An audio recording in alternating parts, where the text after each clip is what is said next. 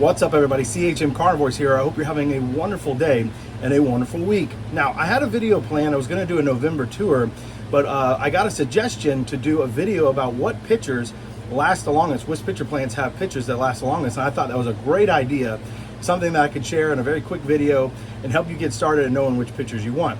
Let's face it, we all get into collecting Nepenthes specifically for the pitchers. The foliage is beautiful on some of them, like the wavy leaves, but for the most part, we want to get those big, beautiful pitchers, or at least pitchers that will last a long time. And the more that you get for your bang for your buck, the better. In this video, I'm going to go over all those different plants, the ones in my collection that I have seen grow the best and the longest lasting pitchers. I'm also going to cover some plants that are not in my collection that are of a good choice. And then I'm also going to cover how difficult those are to grow and which ones you should start out with. Some of them are going to be plants that you kind of a no-brainer on, but others might just surprise you. So I hope you enjoy this video. But before we get into it, if you could do me a favor, please like and subscribe and share the channel. If you are already subscribed, thank you so much. This channel is growing and I love seeing that. I love to see all the people getting so excited to collect these plants and to grow them. And as always, thank you so much for your support. But without further ado, let's get into the video. See you in a minute.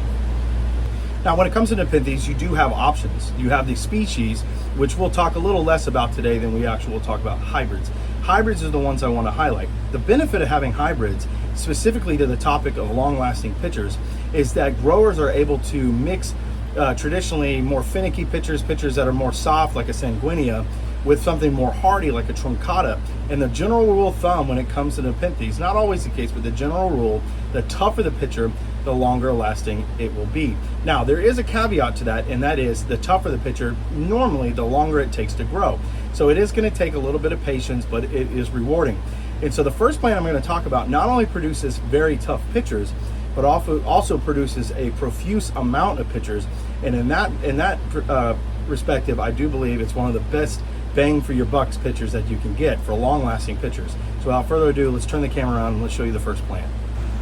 So it's a little hard for me to get in there, but as you can see, I'm sure all of you could expect this was coming. This is Brigg Xana, which is lowland by Ventricosa. Absolutely a phenomenal plant for any grower to have at any level of experience. Now, it is a perfect plant for a beginner grower, but as you can see, the Loei on this produces these tough, hardy pitchers that are all like semi-woody, and they last a long time. And the Ventricosa provides for a profusely pitchering plant that produces a ton of basils. Now, the combination of the two gives you absolutely gorgeous pitchers. The sky's the limit as far as the hybrids on this, but there are three main hybrids out there, but any Loei Ventricosa mix will get you this. Absolutely gorgeous. Now, if you want a really large form, there's one called the Succubus that produces pitchers just like this, but are extra large. Absolutely gorgeous plant. It gives you almost the same look as like a Loei Campanulata, but for a much lower price. So first plant is, if you're new to the growing, maybe new to you, but for most people it would be kind of a no-brainer, but Brigg Xana might be the top pick for longest lasting pitchers, and that pitchers that are plant that produces a profuse amount. Let's go on to the next one.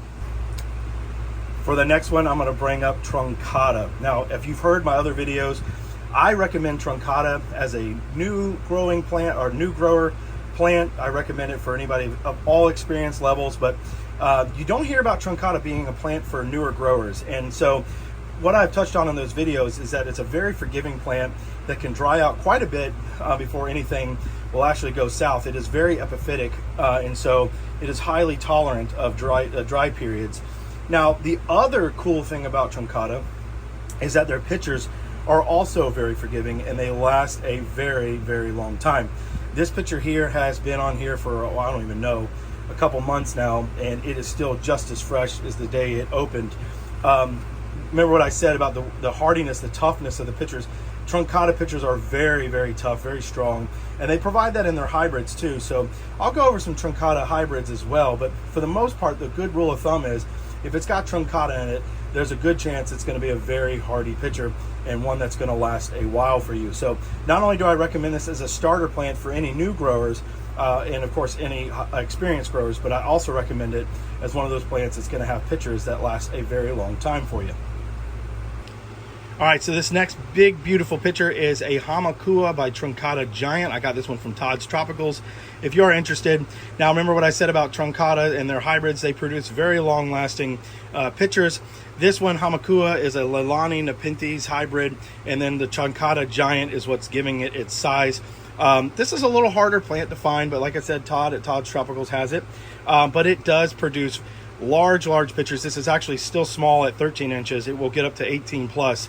But these pictures will last a very long time. The one in the back there has been going for several months and is still just as fresh. It gets this yellow color, comes out bright green, but within just a matter of about a week, it turns this yellow and it'll stay that way. But I highly recommend this plant. A little harder to get a hold of, but very good addition to any collection. It likes a lot of light, so if you get a lot of light, that's why I've got it right underneath my Faceta lights. They will produce big pictures for you. So let's look at another plant. So I was able to get this one pulled out, and it's just peering over. Now I'm going to highlight both this one and this one that basically look exactly the same. Then one furthest back is a Nepenthes Caesar, which if I'm not mistaken is Merliana by Truncata, and this is Nepenthes Brutus, which is Truncata by Merliana. So essentially the same plant, they're just back crossed differently. Again, this is one of those plants with the Truncata provenance. It will produce big, beautiful pictures that are very hardy. These are very tiny for this size of this plant. This plant will end up producing pictures that are 18 plus size pictures, absolutely enormous, and can eat rats if you so choose to feed them. I'm not going to do that, but you could do that and it would do just fine. Now, these can be a little bit more of an expensive plant. The Caesars will run you probably about $150, $200. I normally don't like to spend that much money on plants, but I've been very pleased with these very easy growers. I thought they were going to be a little bit difficult, especially with the Merliana, but they have been absolutely a dream to grow.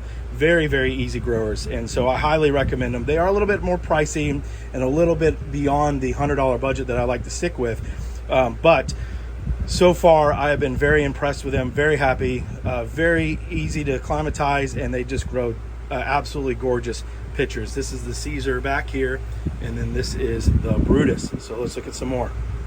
All right, so this one is quickly becoming one of my favorites. It's a relatively cheaper plant. It's Ventricosa Bongo by Merliana.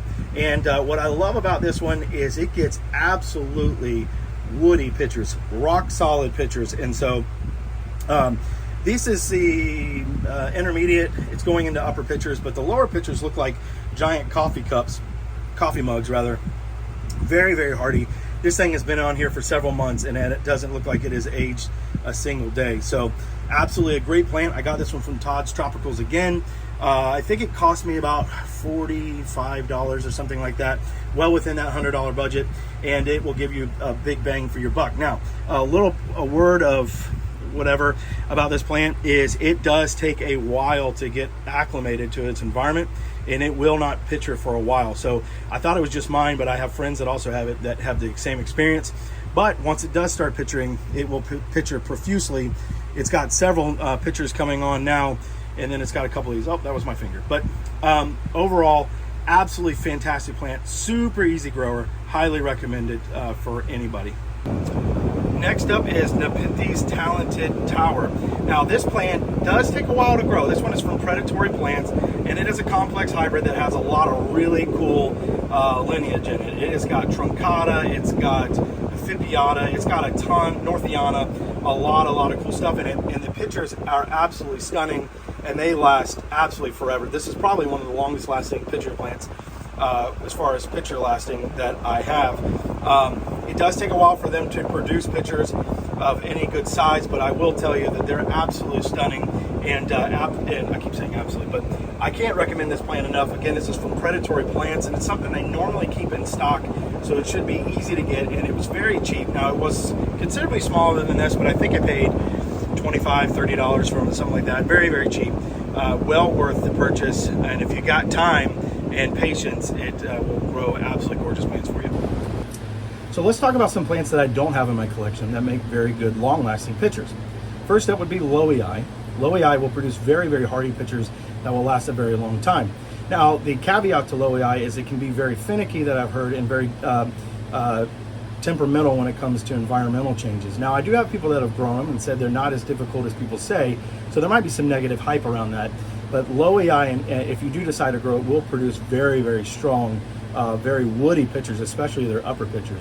Campanulata is another one that will give you sort of mid-range. Now, the Campanulata pitcher themselves aren't that strong, but they hybridize very well and produce a lot of sturdiness to their plants, so it is an option for you, especially when it's mixed with like a lowland. You get a little bit of that, and you basically get a Brigg Xana, but a much larger one that's just absolutely gorgeous.